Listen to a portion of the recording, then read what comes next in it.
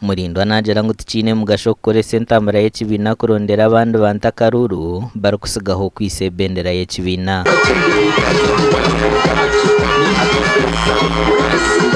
Abantu abalowooza nti ate bajja kukozesa ebintu bya NRM oba olina piki NRM mugombolo gikozesa ate okulwanyisa kandidate wa NRM. Nze ndowooza wakiisooka ogipakinge ku ofiisi yaffe ogenda otambuza ebigere oba gitukomezeewo ffe tugikozesa ebirala.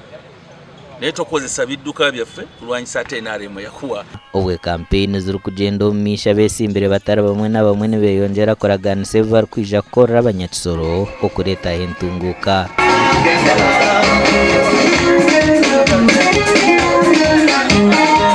Mumpayo maani mumpako Akaruuru ndakabisabiye kuko bimwe tubikoze turi kubugutana igihe baduhaye n'ikigufi cyane cyo kwiyamamaza. Twetaga enguudo ennungi, twetaga social services oba amarwariro n'amasomero n'ebintu bingi ebirala.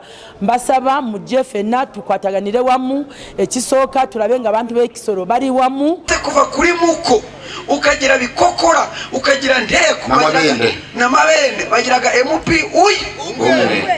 harya kabaka ifeza ni. I want Kisoro to be a tourism city. As you know how Fort Portal is.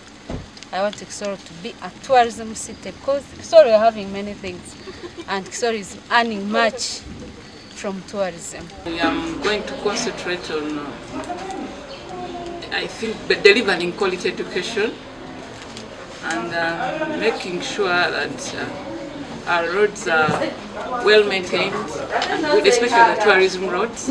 Akaruuru akanako kuterwa 2014 by'okwezi kwa 11 omwaka ogu kandi abesimbire harimu Rose Kabagenyo w'ekibina kya NRM, Grace Achifezo Thine ekibina, Salimu Sultano wa National Unity Platform, Aisha Chimpayo wa People's Progressive Party, Juliet Munsanaso wa Forum for Democratic Change hamwe na Mebo Ingabire wa Uganda People's Congress. Akaruuru akanikijeho bwa nyuma yo kufa kwa Sara amatekenyera bashicho abera ryo mu ishenjero kazi kan Minister w'Ageihangwe ebyo kwerinda n'enshonga z'abanka z'urwanaho. Amakuraga gashakwa Job n'amanya.